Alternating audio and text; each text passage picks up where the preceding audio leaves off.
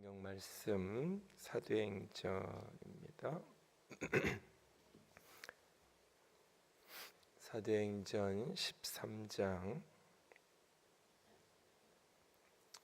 사도행전 13장 13절에서 52절까지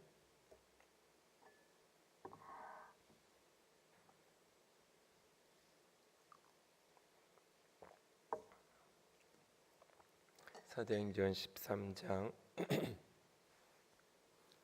13절에서 52절까지 한 절씩 돌아가면서 읽습니다. 바울과 및 동행하는 사람들이 바보에서 배 타고 밤빌리아에 있는 버가에 이르니 요한은 그들에게서 떠나 예루살렘으로 돌아가고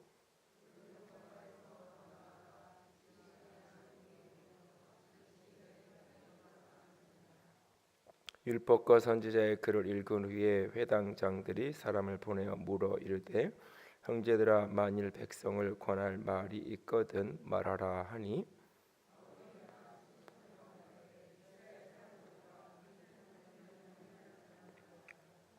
이 이스라엘 백성이 하나님 우리 조상들을 택하시고 애굽 땅에서 나그네 된 그 백성을 높여 큰 권능으로 인도하여 내사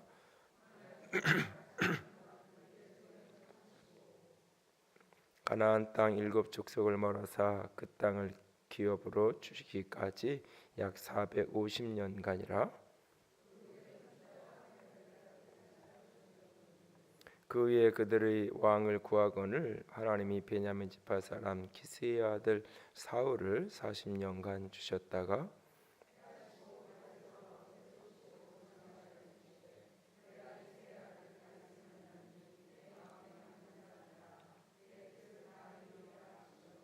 하나님이 약속하신 대로 이 사람의 후손에게 이스라엘을 위하여 구주를 세우셨으니 곧 예수라.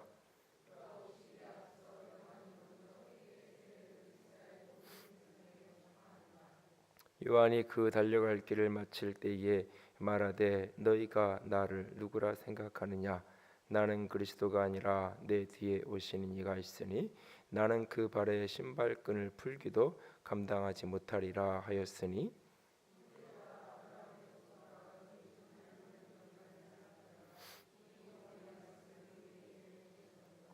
예루살렘에 사는 자들과 그들 관리들이 예수와 및 안식일마다 외우는 바 선지자들의 말을 알지 못하므로 예수를 정죄하여 선지자의 말을 응하게 하였도다.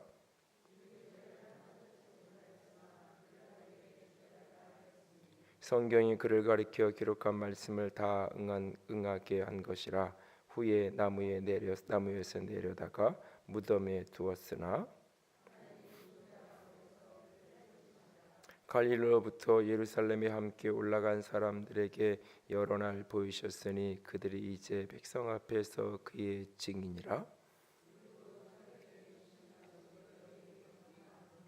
곧 하나님이 예수를 일으키사 우리 자녀에게 이 약속을 이루게 하셨다 함이라. 시편 둘째 편에 기록한 바와 같이 너는 내 아들이라 오늘 너를 낳았다 하셨고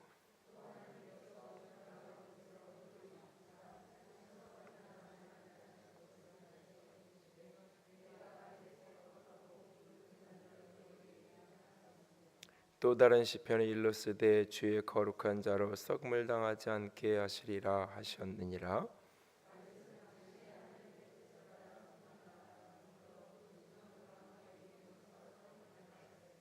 하나님께서 살리신 이는 썩물 당하지 아니하였나니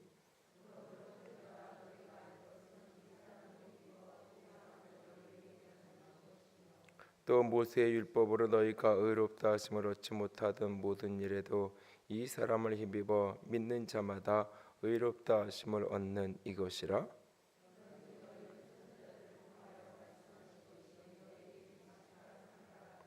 일러스되 보라 멸시하는 사람들아 너희는 놀라고 멸망하라. 내가 너희 때에 당하여 한 일을 행할 것이니 사람이 너희에게 일러줄지라도 도무지 믿지 못할 일이라 하였느니라 하니라.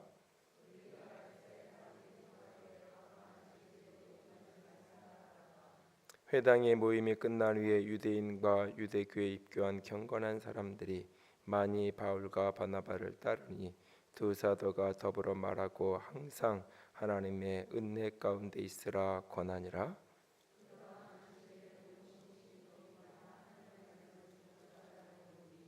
유대인들이 그 무리를 보고 시기가 가득하여 바울이 말한 것을 반박하고 비방하거늘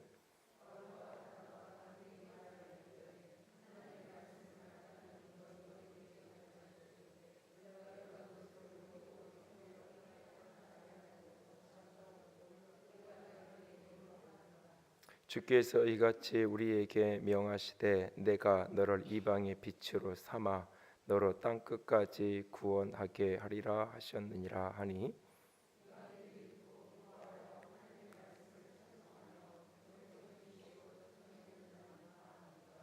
주의 말씀이 그 지방에 두루 퍼지니라.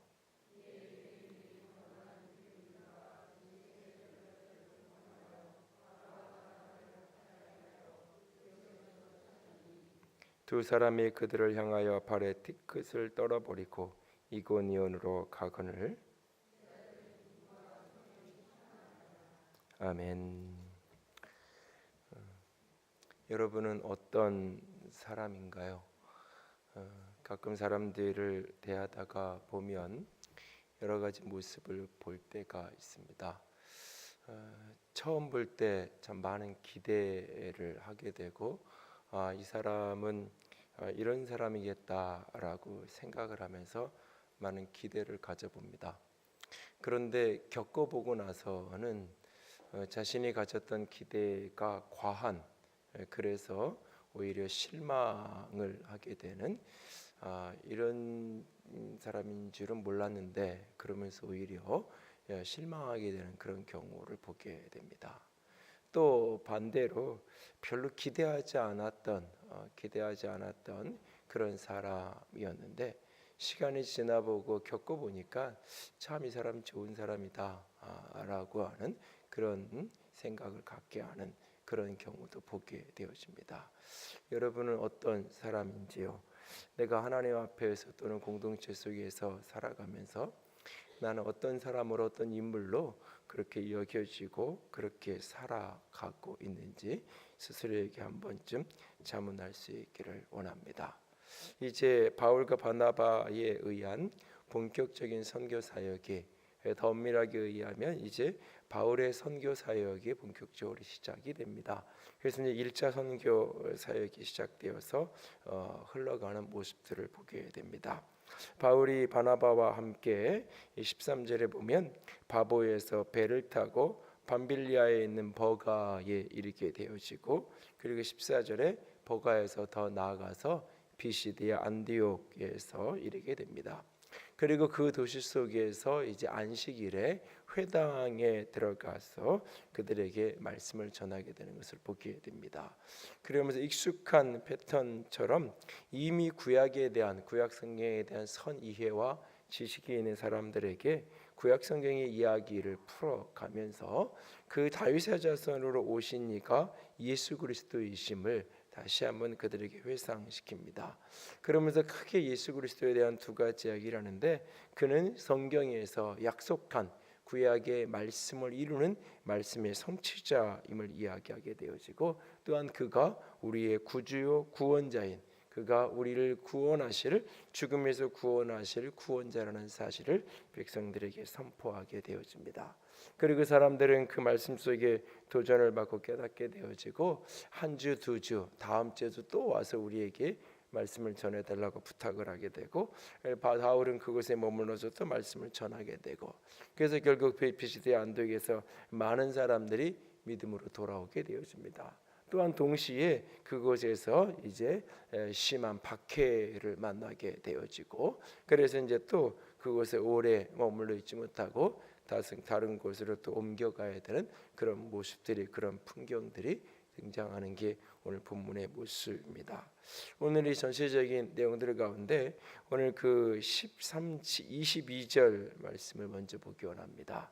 22절을 보면 다윗이라는 인물에 대해서 이제 바울의 입술을 통해서 소개되어지는 그런 장면입니다.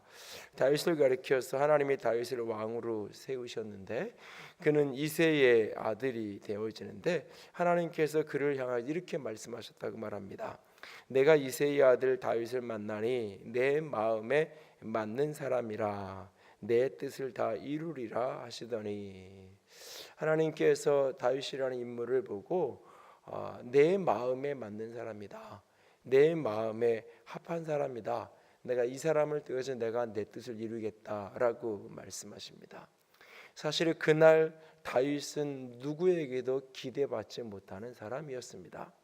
그날 다윗은 누가 봐도 별로 특별한 사람이 아니었습니다. 그날 사무엘이 그 이새의 집에 기름 부기 위해서 하나님께서 그 사울 왕의 불신한 거 하나님을 향한 거역으로 말미암아 하나님께서 그를 버릴 수밖에 없었고, 하나님께서 이제 새로운 이스라엘의 왕을 세우시기 위해서 사무엘에게 이새의 집에 가라고 말하고 그들 가운데에서 기름 부어서 왕으로 세우라고 말합니다. 이새의 집에 찾아가서 자초지종을 사무엘이 이야기하고는 그 아들들을 불러 세우라고 말합니다. 첫 아들을 만나면서 사무엘이 너무너무 멋있고 괜찮은 것 같아서 기름 부으려고 합니다. 근데 하나님은 아니라고 말씀하십니다. 그러면서 하나님이 그렇게 말씀하십니다. 나는 외모를 보지 않는다라고. 사람은 외모를 보지만 나는 중심을 보는 자라고 하나님께서 말씀하십니다. 그러면서 그 한 아들이 지나가는데 하나님은 계속해서 아니라고 하십니다. 아들들이 다 지나가는데도 불구하고 하나님이 기름 부으라고 허락하는 사람이 없습니다. 분명히 하나님이 이새의 집으로 가라고 했는데 여기에서 많은 아들들 가운데는 기름 부어 세울 만한 아들이 없는 겁니다. 묻습니다. 이게 당신의 아들 전부냐? 그때에 그 이새가 말합니다. 양을 지키는 막내가 있습니다. 양을 지키는 자가 하나 더 있습니다라고 말합니다. 사무엘은 말합니다. 그를 데리고 오라고. 그냥 데리고 오라고 말하지 않습니다. 그를 데리고 오지 않으면 내가 음식을 먹지 않겠다고. 그러니까 선지자가 집에 손님이 왔으니까 이제 식사를 이렇게 차려 놓은 거죠. 아니면 뭐 이제 보통 신방을 가면 예배를 드리고 식사를 이렇게 하게 되듯이 그런 상황인 거예요. 그런데 뭐 바로 이렇게 문 밖에 나가면 바깥에 그냥 있는 거라 여기서 이렇게 소리 지르면 얼른 올 수 있고 그런 거리가 아니었던 것 같습니다. 일정한 거리가 떨어져 있는 상황인 것 같아요. 그래서 내가 기다리겠다고, 기다리는데 밥도 안 먹고 내가 식사도 안 하고 그러고 기다리겠다고. 이 말은 서둘러서 빨리 그 사람을, 다윗을 데리고 오라는 촉구가 되는 거죠. 그래서 그 사무엘상의 그 본문을 유심히 들여다보면 사실은 이새의 어떤 이 행동은 굉장히 수동적이고 이 사무엘의 행동은 굉장히 적극적인 것을 보게 돼요. 이 다윗을 불러 세우는 그 장면 속에서 이새는 굉장히 소극적으로 행동해요. 그 말은 무엇이냐면 아버지가 보기에도 별로 그럴 만한 아들이 아닌 겁니다. 사실은 전쟁터에 나갔을 때에 형제들에게 먹을 것을 가져다 주라고 이야기했을 때에 그 전쟁터에 다윗이 갔을 때도 그 형제들이 이 다윗을 향하여 불편한 이야기를 하게 됩니다. 너는 전쟁터에 뭐 이렇게 구경하러 왔냐 하는 투에 불편한 이야기를 합니다. 그것이 한면으로 보면 하나님이 다윗에게 기름 부은 것 때문에 시기하고 질투해서 그렇다라고도 볼 수 있지만 또 다른 장면 관점에서 보면 형들이 보기에도 별로 괜찮은 동생이 아닌 거예요. 형들이 보기에도 별로 기대할 만한 동생이 아닌 거예요.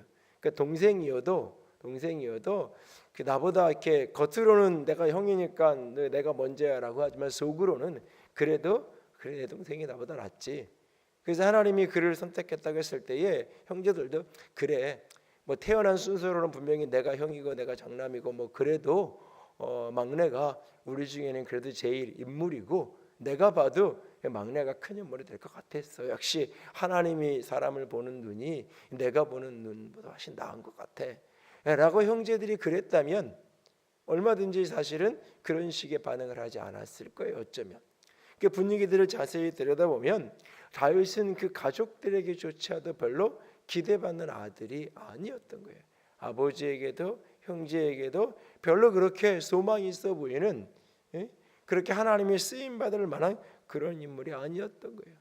그런데 하나님이 그를 보시면서 하시는 말씀이 사람이 이가 내 마음에 맞는 사람이다. 내 뜻을 다 이루리라라고 말씀하고 계십니다. 여러분, 우리가 이 하나님은 외모를 사람을 보지 않으시고 중심을 보신다라고 하는 말을 쉽게 합니다. 그리고 그게 맞다라고 이야기해요. 근데 그 말이 조금 이렇게 삐딱하게 해서 이렇게 생각을 해보면, 누가 나한테 그렇게 얘기하면 별로 그거 이렇게 듣기 좋은 느낌이 아닐 수 있어요. 응? 응? 내가 이렇게 예를 들어서 뭐 이렇게 아직 결혼 안 해서 이렇게 맞선을 보러 갔는데 상대방이 하는 얘기가 딱 나를 보더니 저는 뭐 별로 외모나 조건을 안 봅니다. 마음만 중심만 봅니다. 그렇게 이야기하는 게 어쩌면 이렇게 나에 대해서 별로 이렇게 당신 뭐 조금 외모가 부족하다고 걱정하지 말고 일단은 조금 이렇게 사귀어 보자고 그런 얘기일 수 있어요. 듣기에 따라서 내가 우리 이렇게 아내를 내가 선택한 이유가 뭐냐면 저는 별로 외모 같은 건 안 봤고요. 그냥 마음씨 좋은 거 내가 믿음 좋은 거 하나 보고 제가 결혼했습니다. 그러면 이게 칭찬인지 이게 사실은 느낌에 따라서 이게 어떤 관점에서는 굉장히 고맙고 감사하고 좋은 느낌, 칭찬이지만 또 조금 삐딱하게 보면 그렇지, 나보다 더 이쁜 여자도 있었고 이쁜 사람이 있었다는 얘기지, 이렇게 사실은 그렇게 들려줄 수도 있는 거예요. 사실은 그러니까 똑같은, 그러니까 분명히 맞는 이야기인데 누구나 다 공감될 수밖에 없고 이렇게 신앙적으로 인정할 수밖에 없지만, 그럼에도 불구하고 사실은 그래서 외모도 괜찮고 외모도 안 볼 정도는 아니고 그래도 어느 정도는 되고, 그런데 마음이 더 좋고 외모도 아까 탁출하고 조건도 굉장히 좋은데 그거보다 마음을 겪어보니까 더 좋아요. 뭐 이렇게 얘기하면 이제 이게 진짜 칭찬인가 보다 이렇게 들리지, 그게 아닐 수 있어요. 얼마든지. 그러니까 주변 사람들이 보기에 지금 이 다윗에 대한 아무런 기대가 없는 거예요. 이게 굉장히 약한 거예요. 그럴 때 그래서 하나님이 나는 외모를 보지 않고 중심을 본다, 이런 얘기를 하는 거예요. 그 하나님이 그를 만났을 때 진짜 하나님이 내 마음에 맞는다, 내 마음이 아파도 내 마음에 든다, 내 마음에 든다, 내가 그를 통하여서 내가 내 뜻을 펼쳐가겠다 라고 하나님이 그를 처음 만난 그날 그렇게 말씀을 하시죠. 그리고 그날부터 다윗의 인생은 이제 거칠 것이 없는 성공 가도의 인생을 달린 게 아니에요. 하나님의 마음에 들었고 하나님의 선택을 받았고 하나님이 내가 그를 통하여 내 뜻을 이루겠다라고 하나님의 비전과 목적을 이루겠다고 말씀하셨어요. 그리고 하나님께서 선지자를 통해서 그에게 기름 부으셨어요. 그날부터 그의 인생은 고통의 시작이에요. 그날부터 그의 인생은 고달픈 인생의 환경으로 그는 떨어지게 돼요. 물론 그가 골리앗과의 싸움에서 이기기도 하고, 물론 그가 이 왕의 사위가 되기도 하고, 물론 그가 국가의 중요한 고위공직에 오르기도 해요. 외적으로 보면 전쟁터에서 큰 승리, 위대한 승리를 이루는 영웅이 되었고, 외적으로 보면 그가 왕의 사위가 되어지는 그런 축복을 누렸고, 그가 더불어서 고위공직에 오르게 되어지는 그런 어떤 성공을 얻은 것처럼 겉모양은 그렇게 보여져요. 그러나 그의 인생은 너무너무나 고통스러운 삶의 연장선이었던 것을 보게 돼요. 그날 이후 형제들에게 끊임없이 미움과 질투의 대상이 되어야 했고, 장인의 칼에 그렇게 도망다녀야 되는 그런 신세가 되어서 십수년을 그렇게 우리 방황하는 자로서 그 광야와, 심지어는 때로는 미친 척을 하면서 정신 나간 사람처럼 하면서 그렇게 자기 생명을 보존해야 되는, 이렇게까지 해서 내가 목숨을 부지해야 될까? 때로는 그런 회의가 드는, 이런 식으로 하면서까지 내가 살아야 하는 건가? 이런 마음이 들 만큼 미친 사람에서 경신 나간 사람처럼 그렇게 침을 질질 흘리면서 그냥 이렇게 기어다니면서 개돼지처럼 하면서, 그래서 저거 정신 나간 사람이니까 그냥 냅둬라고 할 만큼 그렇게 너무너무 내가 싫어하는, 내가 정복해야 되는 그 골리앗의 백성들이, 그 블레셋 사람들, 그 이방인들의 밑에 종처럼 개처럼 내가 그렇게 그러면서 내 생명을 보존해야 되는 그런 어떤 처지까지 그가 겪게 되어지죠. 그러나 그 수많은 우여곡절을 겪어가면서 그는 하나님의 뜻을 이루는 인생을 살아가게 돼요. 그리고 그의 인생이 다한 후에 그를 하나님은 이렇게 평가하세요. 보면 36절을 보세요. 36절을 보면 다윗은 당시에 하나님의 뜻을 따라 섬기다가 잠들어 그 조상들과 함께 묻혀 썩음을 당하였으되. 하나님이 처음 그를 선지자를 통하여서 만났을 때 내 마음이 합한 사람이다. 내가 그를 통하여 내 뜻을 이루겠다고 말씀하셨어요. 그리고 그의 인생이 다한 어느 날 그를 향하여서 오늘 신약성경을 이렇게 평가하세요. 다윗은 당시에 그가 살던 그 시대에 그때에 내 몫에 주어진 하나님의 뜻을 따라 섬기다가 잠들었다. 하나님의 뜻을 따라 섬기고 하나님의 뜻을 이루는 자가 되었다라고 말하고 있어요. 그러니까 그가 부름받을 때 이 사람을 내 마음에 맞는 사람이야, 내 뜻을 이룰 거야 라고 했어요. 그리고 그의 인생이 다 지나간 후에 내가 그를 통하여서 그 시대에 그가 살아있는 그 날 동안 내 뜻을 그를 통하여 이루었다. 내 뜻을 따라 섬기다가 그가 잠들었다라고 그의 인생을 기록하면서 회상하고 있는 것을 보게 되어집니다. 사실 사울이라는 사람, 하나님께서 적극적이고 능동적으로 그 사람을 왕으로 세우기 원했던 것은 분명히 아니었죠. 그럼에도 불구하고 하나님께서 이스라엘 백성들의 기도의 응답으로 사울이라는 사람을 하나님이 세웠어요. 그런데 어느 날 하나님께서 그 사울이라는 사람을 보면서 하나님이 후회하셨다라고 말씀하시잖아요. 그를 왕으로 세운 것을 하나님이 안타까워하시면서 후회하셨다고 말씀하세요. 여러분, 우리가 성경을 보면서 자꾸 특별히 그리스도인들이 어떤 장로교인의 배경을 특별히 갖고 있는 우리들이 성경이나 성경의 인물들에 대해서 이렇게 운명론적인 시각과 관점을 가지고 우리가 바라보게 되는 경우가 종종 있어요. 그래서 사울 같은 사람도 그가 나중에 거역하고 이렇게 이 어긋난 길을 걸어가고 그랬을 때 하나님은 이거 다 아신 거 아니냐, 하나님이 다 아시고 이렇게 한 게 아니냐, 이런 생각을 하게 되죠. 그래서 성경 속에서 하나님이 후회하셨다 이렇게 마음이 안타까워하는 그런 표현들이나 그런 모습들을 이렇게 보면 이렇게 잘 이해가 안 되는 그런 관점으로, 우리가 운명론적인 어떤 관점으로 자꾸 인물들을 이해하게 되거나 그런 경우가 종종 우리가 있는 경우가, 애들이 이렇게 내려올 것을 하나님은 아시고 우리가 운명론적으로 이해한다는 게 어쩌면 그런 거예요. 이렇게 하나님이 알고 하나님이 이렇게 하셨어, 이렇게 우리가 이해를 잘못하면 할 수 있는 거예요. 그렇지 않다라는 거예요. 사울에 대해서도 하나님이, 만약에 사울이 신실하게 살았다면 하나님이 그를 통하여 한 왕국을 이룰 것이라고 말씀하고 계세요. 물론 하나님의 더 큰 섭리는 다윗의 자손, 더 나아가서 유다 지파의 자손을 통하여서 메시아가 오는 계보는 사울이 분명 아니었을지 모르지만 베냐민 지파였기 때문에, 그러나 하나님이 그를 통하여서 이루고자 하는 하나님의 일이 있으셨어요.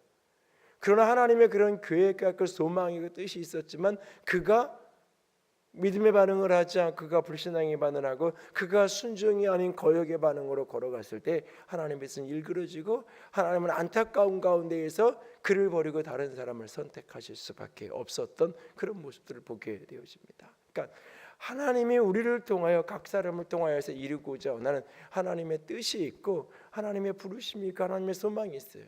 근데 어떤 사람은 그 뜻을 이루는 인생을 살아가는 거고 어떤 사람은 그 뜻을 이루지 못하는 인생을 살아가는 거예요. 아마 이 이야기가 리빙스턴의 아마 한 이야기일 건데요. 하나님이 주신 사명을 이루기 전까지는 죽지 않는다고. 그게 어떤 관점에서 맞는 말이지만 어떤 관점에서는 틀린 말이에요. 사실은 하나님이 주신 사명을 다 이루지 못하고 죽을 수 있어요. 얼마나 많은 사람들이. 사실은 내가 하나님의 뜻에 응답하면서 내가 살아가지 못할 때, 하나님의 뜻이 좌로 가는 건데 내가 끊임없이 우로 가면서, 그러니까 우로 가는 인생을 살아가면서 결국은 하나님의 뜻이 내게서 이루어질 거야. 그렇지 않아요. 하나님의 뜻은 그렇게 운명론적으로 이루어져 가는 게 아니에요. 하나님은 끊임없이 우로 가라가는데 좌로 가라가는 내게 끊임없이 하나님이 말씀하시죠. 그 때로는 하나님께서 여러 가지 환경적인 요소를 통해서도 그 길이 아니라 이 길로 가야 된다고 말씀하세요. 때로는 그것이 깨달아지고 알아져요. 그래도 내가 순종하지 않고 거역할 때 하나님의 뜻은 내게 이루지 않는 거예요. 이룰 수 없는 거예요. 하나님의 뜻이 우리의 인생 속에 이루어진다는 말을 운명론적인 개념으로 이해하거나 나의 책임성과 나의 선택을 외면하는 것으로 이해하는, 그래서 내가 어떤 인생을 살아도 내가 어떻게 반응해도 상관없이 결국 내 인생을 향한 하나님의 뜻은 이루어질 것이다. 결코 그렇지 않아요. 하나님의 뜻 앞에, 하나님의 드러나신 말씀 앞에 내가 끊임없이 믿음으로 순종하고 걸어갈 때, 내가 때로는 그릇된 길을 갈 때가 있어요. 내가 때로는 하나님 뜻을 분별하지 못하고 엉뚱한 길을 갈 때가 있어요. 그럴 때 하나님이 내게 말씀하실 때, 다윗이 어긋난 길을 걸어갔을 때, 다윗이 잘못된 길을 걸어갔을 때 하나님이 선지자를 통하여 나단 선지자를 통하여서 말씀을 주셨을 때, 깨닫게 하셨을 때 그가 통곡하며 돌이키면서 돌이킴의 인생을 걸어가잖아요. 그의 인생이 많은 그것 때문에 상처가 있고 굴고 있고 아픔이 있었지만 그럼에도 불구하고 그를 향한 하나님의 부르심, 뜻은 궁극적으로 이루어지는 인생을 그가 살아가게 된 것을 보게 됩니다. 비록 아픔은 있었지만 그 선지자가 이야기할 때 그는 들었어요. 반면에 사울은 듣지 않잖아요. 사무엘 선지자를 통하여 하나님이 말씀하시는데 하나님이 마음 아파하시고, 당신이 말씀을 버렸기 때문에, 하나님의 말씀을 버리고 당신은 순종하지 않았기 때문에 하나님도 당신을 버렸다라고, 순종이 제사보다 낫다라고 그 엄청난 이야기를 들으면서도 회개할 줄 모르잖아요. 당신이 하나님 말씀 버리니까 하나님도 당신을 버렸다라고 그 엄청난 이야기를 들었을 때에 하나님, 내가 말씀으로 돌아가겠습니다. 내가 말씀 붙들겠습니다. 다시 내가 돌이키겠습니다 라고 회개하지 않아요.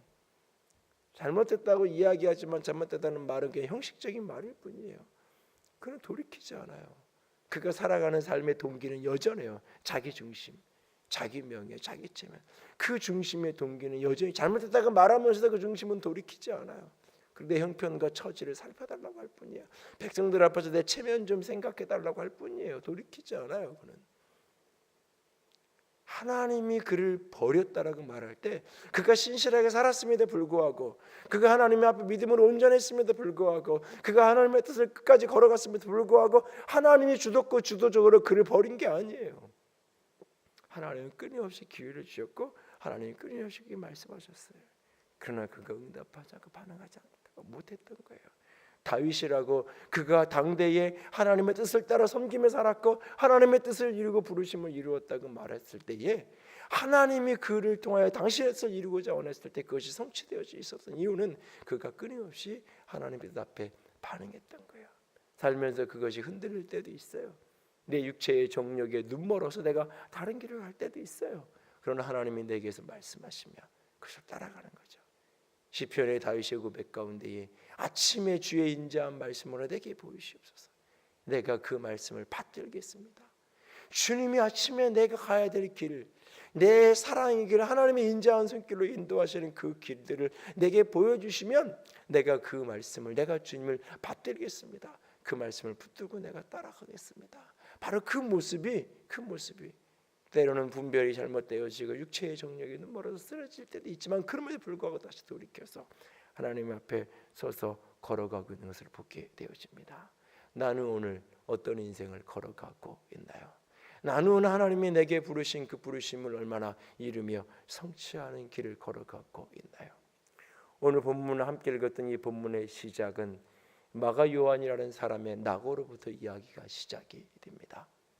분명히 앞에 4절에서 보면 이 13장 5절에 보면 이 바나바와 바울이 이 여정을 걸어가면서 이 바나바의 조카였던 마가 요한이라는 사람을 수행원으로, 다시 말해서 이 선교팀의 일원으로 함께 뽑아서 같이 선교의 여정을 걸어가게 되어집니다. 그 여정 속에서 무슨 이유인지 모르지만 이 13절에서 마가 요한은 버가에서 이르게 되는데 그곳에서 되돌아가게 됩니다. 이 밤빌리아에 있는 버가라는 도시에 이르러서 그 다음 단계로 또 나아가야 되는데 그곳에서 그는 돌이켜서 예루살렘으로 되돌아가 버리고 맙니다. 이유가 무엇이었는지 성경은 언급하고 있지 않습니다. 그러나 적어도 그 이유가 누구나 다 동의할 수 있는 이유는 아니었던 것 같습니다. 그래서 나중에 이 마가 요한의 문제로 인해서 바울과 바나바 간에 심한 충돌이 벌어지게 되죠.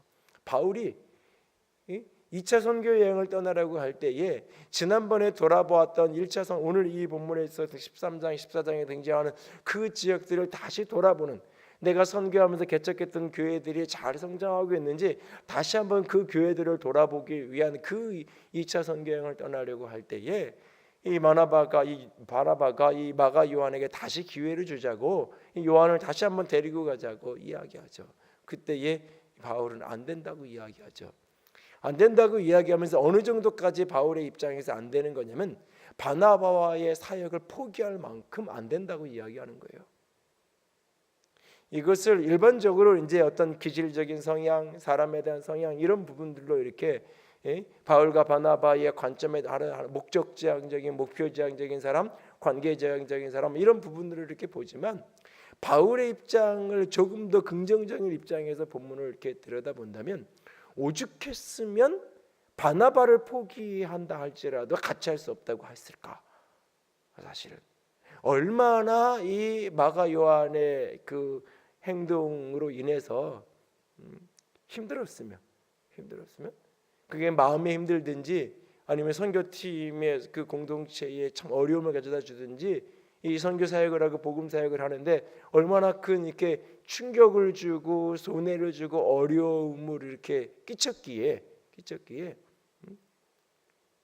사실 바울에게 있어서 바나바는 보통의 관계가 아니라 일반적인 선교팀 그냥 이렇게 함께 모아가지고 같이 가다가 단기 선교팀 모아서 가다가 조금 의견 안 맞아가지고 헤어지고 이런 정도가 아니잖아요. 그래서 사실은 바나바의 입장에서 이렇게 보면 바울이 좀 과하다.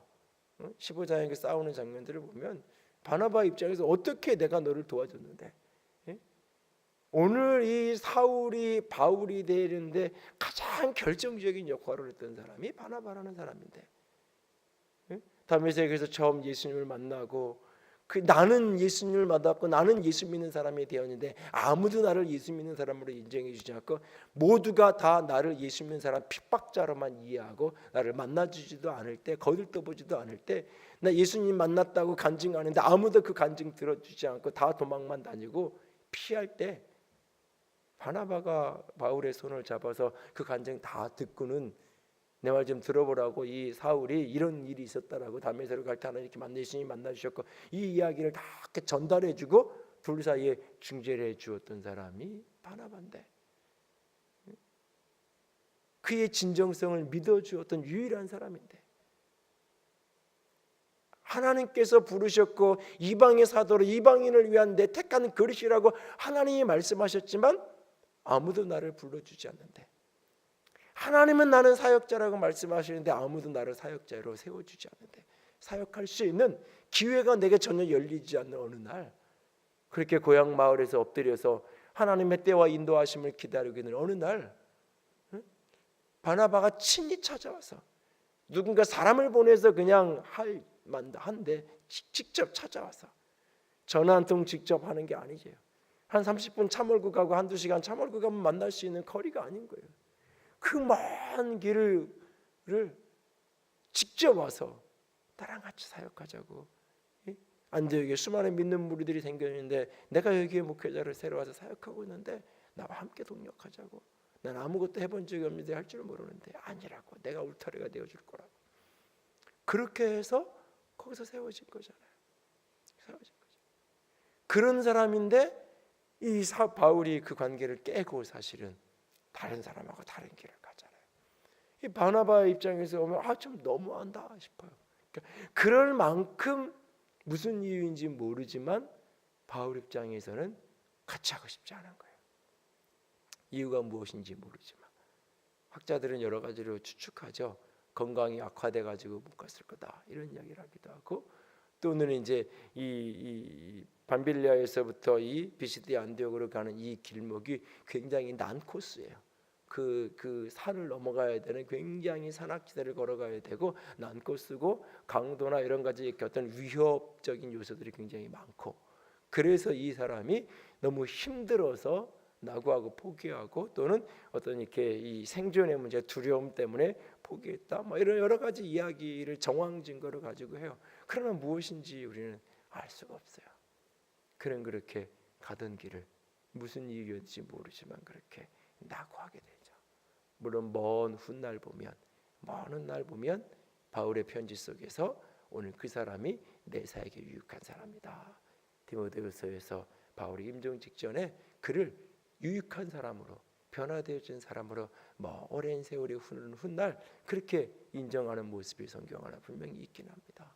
그러나 그럼에도 불구하고 이 장면을 보면 가다가 무슨 이유인지 모르지만 그 길을 낙오하게 되잖아요. 그리고 그가 아마 여러 가지 일들을 겪어갔겠죠. 그러면서 그 선교팀의 공동체에는 많은 어려움을 만들어내는, 많은 힘듦을 만들어내는 그런 마가 요한의 모습을 보게 되어집니다. 나는 혹시 하나님이 이 일에 부르셨다라고 믿고 하나님이 나를 여기에 붙이시고 세우셨다고 믿고 그리고 시작해 갔는데 그렇게 갔는데 무슨 이유인지 모르지만 그 여정 속에서 이런저런 힘들고 어려운 일들이 그게 관계적인 것인지 육체적인 것인지 어떤 것이든지 그 난관을 직면하고 그 난관 때문에 스스로 낙오하는 자가 되어 있지는 않은지요. 오늘 우리의 인생 속에서 어떤 길을 걸어갈 때 분명히 난관이 있고 힘듦이 있고 어려움이 있어요. 하나님이 내게 주신 나를 통하여 하나님의 뜻을 이루겠다라고 이야기할 때 그것이 결코 평탄한 길을 이루어가는 게 아니에요. 그리스도인들이 자꾸 착각하는 거예요. 그러니까 하나님의 뜻이 어디 있어요? 이 표현을 어떤 길이 편한 길이에요 라고 자꾸 생각하거든요. 주의 뜻을 따라간다는 것을 어떤 길이 쉬운 길이 이걸 이렇게 묻거든요. 이 두 길 가운데 하나님이 어떤 길을 내가 가야 되나요? 라고 물을 때 하나님의 뜻을 따라간다는 표현, 하나님의 뜻을 찾고 찾는다는 표현을 자꾸 하나님은 어떤 길이 쉬운 길인가요? 어떤 길이 편한 길인가요? 어떤 길이 돈 많이 되는 길인가요? 사실은 그 질문을 하고 싶은 거예요, 우리는. 그런데 그렇게 묻지 않고 거기다가 다 씌워요. 하나님의 뜻이 어디에 있냐고. 그래서 하나님의 뜻을 따라서 간다고 이야기해 놓고 거기서 난관을 만나고 어려움을 만나고 시련을 만나고 손해볼 일이 생기면 하나님의 뜻이라고 하나님이 인도하셨다고 그렇게 떠들고 간증했을 때는 언제고 나 이 길 못 가겠다고 내가 잘못 분별한 것 같다고 그러면서 되돌리려고 하고 다른 길 가려고 포기하려고 하죠. 하나님의 뜻이 어디에 있느냐라고 묻는 길은 결코 편한 길을 찾는 게 아니에요. 오히려 더 고통의 길을 찾는 것일 수 있어요. 예수님은 그런 얘기를 하셨잖아요. 넓은 길과 좁은 길을 얘기하잖아요. 생명에 이르는 길은 결코 넓은 길이 아니라고 말씀하시잖아요. 하나님의 뜻이 어떤 길이에요? 생명을 이루는 길이잖아요. 그게 하나님의 뜻이잖아요. 결국 내가 망하냐 성공하느냐가 하나님의 뜻이 아닌 거예요. 내가 부어지냐 가난해지느냐가 하나님의 뜻이 아닌 거예요. 내가 이 시험에 붙느냐 떨어지냐가 하나님의 뜻의 핵심이 아니에요. 그 길을 통해서 내게 인생 속에 생명이 결실하는 거예요. 내 안에 생명이 풍성해지고 나로 인하여 생명이 구원받는 생명의 역사가 나타나는 게 하나님의 뜻이에요. 그 생명의 길은 좁은 길이라고 우리에게 말씀하고 있잖아요. 우리는 끊임없이 넓은 길을 찾아가면서 그것이 하나님의 뜻이라고 넓은 길을 찾으면서 묻기는 하나님의 뜻이 어디 있냐고 물어요. 하나님의 인도하심이 어디에 있냐고 물어요. 넓은 길을 찾으면서 거기에 자꾸 충돌이 오는 거예요.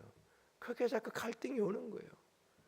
여러분들이 하나님의 뜻이라고 믿고 선택해서 걸어간 어떤 길 앞에서 성공할 때조차도 잘 될 때조차도 하나님의 뜻이 맞나?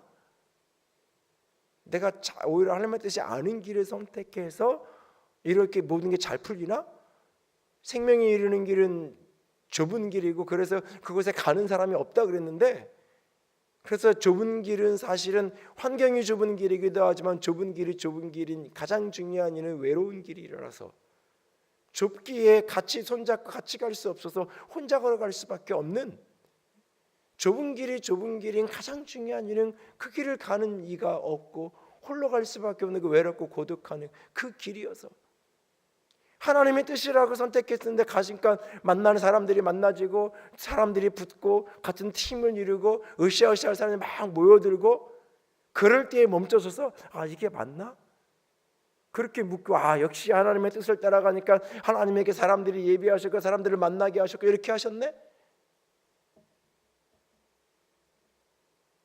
그게 맞을 수도 있는데 틀릴 수도 있어요. 사실은 우리는 하나님의 뜻을 찾는 그 질문이 자꾸 편안한 길, 쉬운 길, 그 길을 찾아가는 모습으로 우리가 자꾸 우리에게 묻잖아요. 요즘에는 이제 대안학교나 뭐 이런 것들이 보편화되고 그랬지만 이런 것들이 희귀할 때 경남 교창에 있는 거창고등학교와 관련된 이야기를 많이 회자되잖아요. 그 학교의 가운으로 그 교훈으로 걸려 있는 직업 선택의 10계명의 목록에 대해서 멸관이 있는 자리보다는 단두대가 될 수 있는 길을 선택해라. 어머니와 아내가 반대하는 길이라면 반드시 선택해라. 오늘날의 교회에서 가르치는 기준으로 보면 교회에서 그런 말 잘 안 하잖아요. 부인 말 들어야 된다 그러고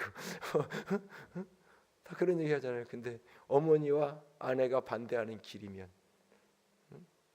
하나님이 부르시는 길일 수 있다는 거예요. 인생의 뭐 어떤 공동체와 인생의 길의 중심이 되는 자리보다는 늘 가장자리가 될 수 있는 그런 자리에 서라.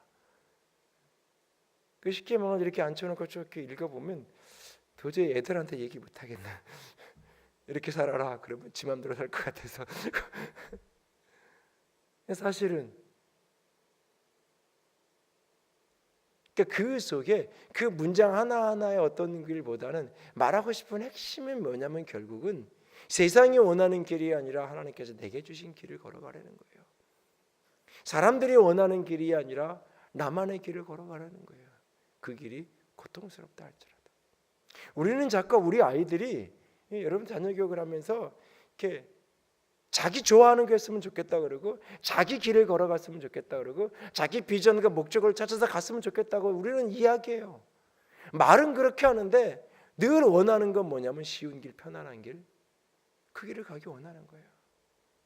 그러니까 자기 길을 가기 원한다는 그 말의 핵심은 저 아이가 편했으면 좋겠다는 의미예요. 사실은 자기가 원하는 그 길이 고난의 길임에도 불구하고 힘든 길임에도 불구하고 그 길을 희생과 헌신으로 가기를 원하지 않아요. 네가 원하는 대로 살아 그 말을 말하는 부모도 듣는 자녀도 그것을 편안한 길, 내 멋대로의 길로 생각을 하는 거예요. 내가 좋으면 다 그만인 길로 자꾸 생각을 하는 거예요. 사실은 그 길이 하나님이 내게 부르신 길, 하나님이 이끄시는 길. 그래서 모든 사람이 내 가는 길을 이해해 주지 못한다 할지라도 수많은 사람이 내가 왜 이 길을 걸어가는지 이해받지 못한다 할지라도 그 길을 걸어가는 하나님을 바라보면서 그래서 인생의 마지막에 하나님의 뜻을 따라 섬겼다라고 평가받는 인생, 하나님의 뜻을 따라 섬겼다고, 하나님의 뜻을 따라 그 인생을 살아냈다라고 그렇게 평가받을 수 있는 무엇을 이루었다고 말하지 않잖아요. 역사 속에 위대한 왕이었다고 말하지 않잖아요. 성공한 어떤 사람이라고 말하지 않잖아요. 그의 외적인 공로, 외적인 업적을 갖다가 쓰지 않잖아요. 마치 누군가의 이력서나 양력을 쓸 때 그 사람이 거쳐갔던 수많은 직분군, 수많은 지위들, 그 사람이 이루었던 수많은 역사의 목록을 제시하고 있지 않잖아요. 성경이. 하나님이 우리의 인생을 기억하는 건 마찬가지예요. 내가 무엇을 이루었는지, 무엇을 했는지, 그것을 하나님이 우리의 인생의 목록으로 기억하고 있는 게 아니에요. 내가 인생의 어느 시즌에 어느 자리를 걸어가든지 하나님의 뜻을 붙들고 내가 걸어갔는지, 그리고 그것을 이루어낼 수 있는, 그렇게 평가받을 수 있는 우리 인생이 될 수 있기를 원합니다. 처음 만날 그날 내 마음이 합한 사람이다, 내 마음에 맞는 사람이다, 저를 통하여 내 뜻을 이루겠다, 하나님이 그렇게 결심하셨고 그를 기름 부어 불렀고 그가 인생을 다한 날 그는 그 시대에, 그 세대에, 당대에 그 사는 날 동안 하나님의 뜻을 따라 섬기다가 잠들었다. 이것이 다윗이라는 한 사람의 인생이 된 하나님의 평가예요. 오늘 우리의 인생이 그렇게 평가받을 수 있기를 원합니다. 하나님의 뜻을 쫓아서 걸어가는 그 인생은 결코 쉬운 길, 편안한 길, 넓은 길이 아닙니다. 그 길은 생명의 길입니다. 그 길이 좁은 길이라 할지라도 생명의 길을 걸어갈 수 있는, 그래서 그 생명이 내 안에 역사하고 생명을 일으켜줄 수 있는 저여분의 인생이 될 수 있기를 원합니다. 그래서 처음에도 마음이 맞는 사람일 뿐만 아니라 인생의 끝자락에도 하나님의 뜻을 따라 섬겼다라고 기억되어지는 그런 인생이 진정 성공한 인생 아닐까요? 그런 인생이 되기를 꿈꾸고 소원하고 그렇게 하나님의 뜻을 붙들고 찾고 걸어갈 수 있는, 살아갈 수 있는 저와 여러분이 될 수 있기를 주님의 이름으로 부탁을 드립니다. 이 시간 함께 기도합니다.